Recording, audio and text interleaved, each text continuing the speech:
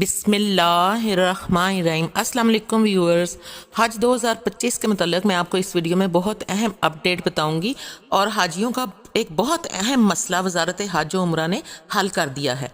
جیسا کہ آپ جانتے ہیں کہ کل 2 جنوری کو حج 2025 کے جو واجبات ہیں ان کی دوسری قسط جو کہ مبلغ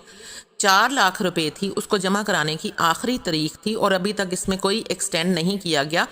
اس لیے جو حضرات اس قسط کو جمع کروانے سے رہ گئے ہیں ان کی درخواست کینسل تصور کی جا رہی ہے۔ حج 2025 کے لیے جتنے بھی عازمین حج نے اپلیکیشنز دی تھیں وہ اپرووڈ ہو گئی ہیں، اور اس کے علاوہ وزارت مذہبی امور نے حج لیبر کوٹے پر بھی کم آمدنی والے جو ملازمین ہیں ان کے لیے درخواستیں طلب کر لی ہیں اور ان میں سے ان کا سلیکشن ہوگا۔ اور اس بات کا اعلان اسلام آباد سے وزارت مذہبی امور نے 31 دسمبر 2024 کو کیا ہے اور کہا ہے کہ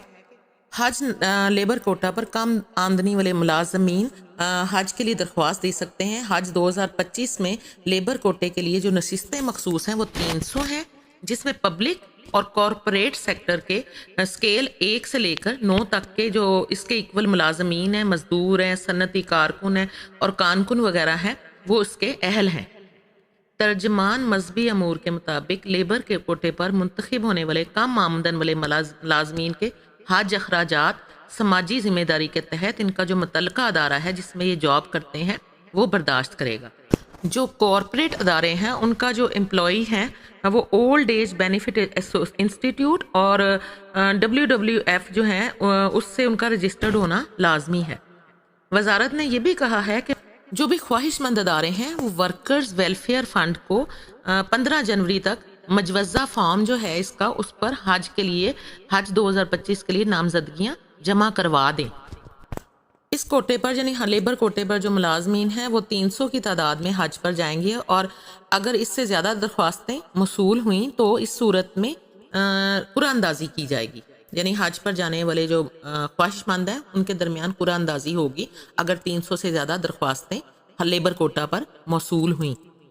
دوسری اہم بات اس میں یہ ہے کہ وزارت مذہبی امور نے کہا تھا کہ عازمین حج کو سعودی تعلیمات کے مطابق یعنی کہ ان کی انسٹرکشنز کے مطابق گردن توڑ بخار، پولیو اور موسمی جو انفلوئنزا ہے یعنی زکام وغیرہ ہے اس سے بچاؤ کی ویکسینیشن لگائی جائے گی،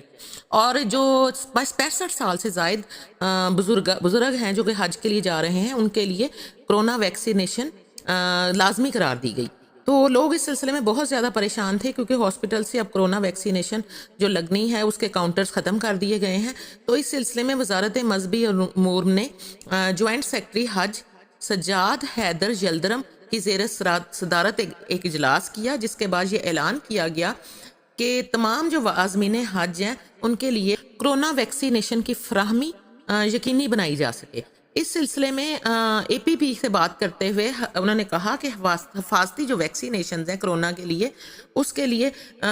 جو ہیں تمام عازمین حج کو کرونا ویکسینیشن حاجی کیمپ میں لگائی جائے گی، اور بنیادی طور پر گردن توڑ بخار اور موسمی نزلہ زکام کی ویکسینیشنز بھی اہم ہیں جو تمام عازمین کو حج پر روانگی سے قبل حاجی کیمپ میں ہی لگائی جائیں گی۔ اس لیے کوئی بھی حاجی اس سلسلے میں پریشان نہ ہو، عازمین حج مطمئن رہیں اور اس بات کے لیے پریشان نہ ہو کہ کرونا ویکسینیشن مارکیٹ میں دستیاب نہیں ہے۔ اس کے لیے متعلقہ جو ان کا حاجی کیمپ ہے یعنی کہ جتنے بھی پاکستان کے صوبے ہیں اور وہاں پر جو ان کے متعلقہ حاجی کیمپ ہیں مختلف ڈسٹرکٹس کے،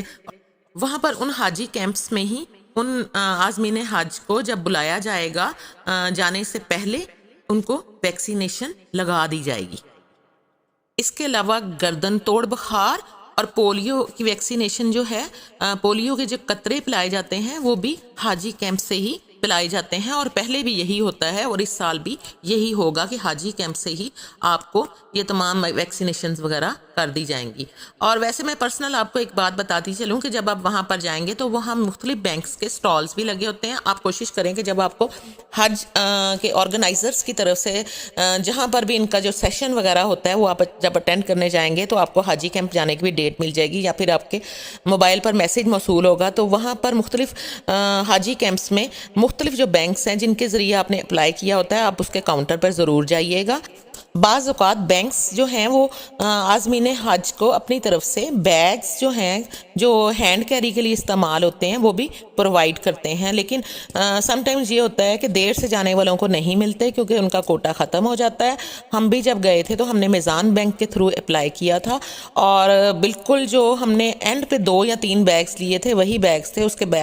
بعد آنے والوں کو بیگز نہیں مل سکے تھے، جو کیری بیگز ہیں جو ہینڈ کیری میں آپ لے کے جاتے ہیں، اور بہت اچھے بیگز انہوں نے پرووائڈ کیے تھے۔ تو آپ ٹائم سے جائیے گا اور اپنے متعلقہ بینک کے کاؤنٹر پر جا کر ضرور اس بارے میں معلومات لیجئے گا کہ آپ لوگ جو بیگز یعنی اس طرح کی کوئی بھی چیز دے رہے ہیں تو وہ ہمیں پرووائڈ کر دیں۔ وہ آپ سے حج کی جو واجبات جمع کرانے کی رسید ہے جس پہ آپ کی تصویر ہے وہ دیکھ کر آپ کو متعلقہ جو بھی وہ چیز پرووائڈ کر رہے ہوں گے، جو آپ کو گفٹ دے رہے ہوں گے، وہ دے دیں گے۔